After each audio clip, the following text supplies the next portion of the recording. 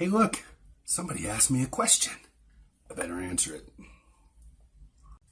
Hi, this is Aaron from AaronOnAutos.com. Today I'm going to answer three questions. Three questions from people. These are good ones because they're not just all about Tesla. Hey, okay. First question is from Brent. This question is asking about the efficiency difference between gas-electric hybrid cars and their gas-only counterparts. If you see me looking over there, it's because that's where my notes are. So, Brent's question is a really good one, and it's one that gets asked a lot because you can Google it, you can get a basic answer, but you don't get an illustration as to why. So, in general, you can expect to get 20 to 50% better fuel economy out of a hybrid versus its gasoline counterpart. The problem is that it's very difficult to compare apples to apples here because there are only a handful of models of vehicle out there that are made in both in exactly the same format. So in other words, they aren't built to be just a hybrid or just a gas car, and they're not built to be, they're not significantly changed in order to make the hybrid happen so that the car is really a different vehicle. Good examples of vehicles that are made to be both are most Toyota models. So you have, especially in their cars, so you have the Camry hybrid, the Avalon, those kind of vehicles. Some vehicles that are in their crossover range, they are more made to be gas than hybrid, but in general, most Toyota vehicles that have a hybrid counterpart are almost exactly the same. So they're great to use for an example. They're also some of the best selling. So, using an example, I just had a Camry hybrid not too long ago. I've driven the gasoline version many times as well, and also in this current generation, and some other ones too, the Highlander and its hybrid counterpart and so on. In my opinion, the vehicle that improves the most by adding a hybrid system is the Camry and the Avalon, those two vehicles. They're very similar in a lot of ways. The Avalon's slightly larger, but otherwise they're very, very similar in terms of their design dynamic and their feel when you're behind the wheel. So they're good examples of what a hybrid can do. So in the Camry, you see a huge increase. It's 50-something%. 52%, that's the number I came up with. I had to look at my notes over there. And that's assuming a 50-50 highway mix of driving.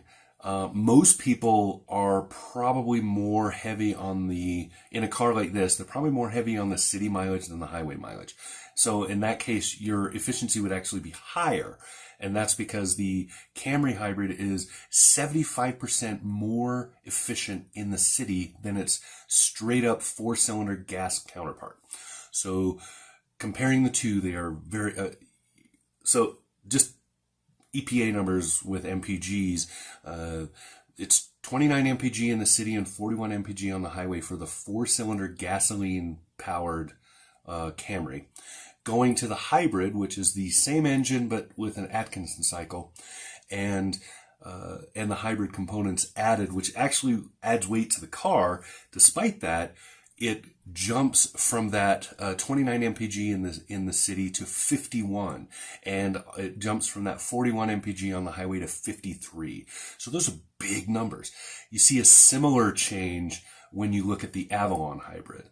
It becomes a 40 mile a gallon all day car. So in other words, it doesn't matter what you're doing, it gets at least 40 miles to the gallon with the Avalon. So there are a big efficiency gains to be made. The problem is that the bigger the vehicle, the smaller those gains. So when you get into the Highlander hybrid, you're looking at more like a 30 or so % improvement.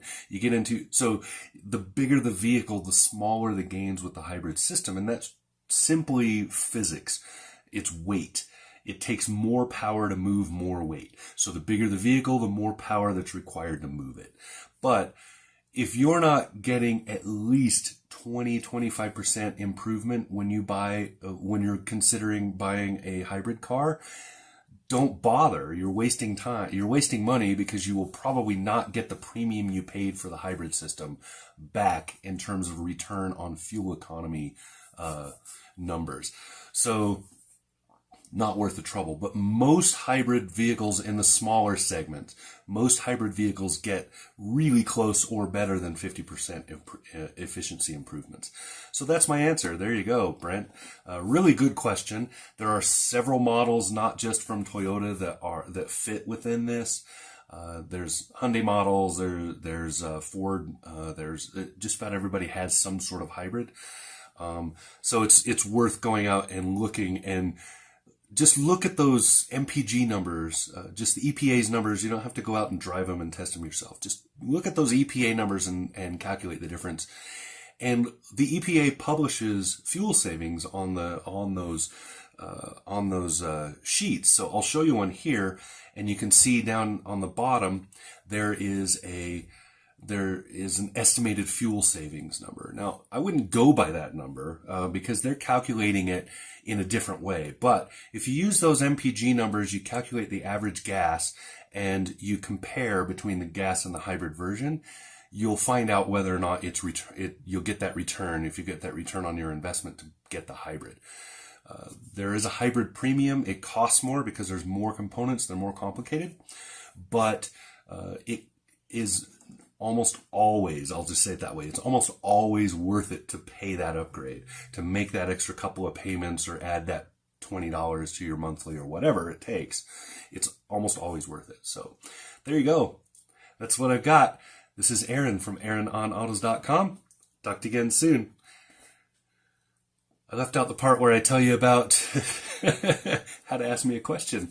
Down here below, you can leave a comment. You can find me on Aaron on Autos up there. You can find me at Quora. You can find me on, Twitter, Facebook, whatever. Find me, ask me the question. If I can, I will answer it. You'll see one of these videos. Okay? That's what I got.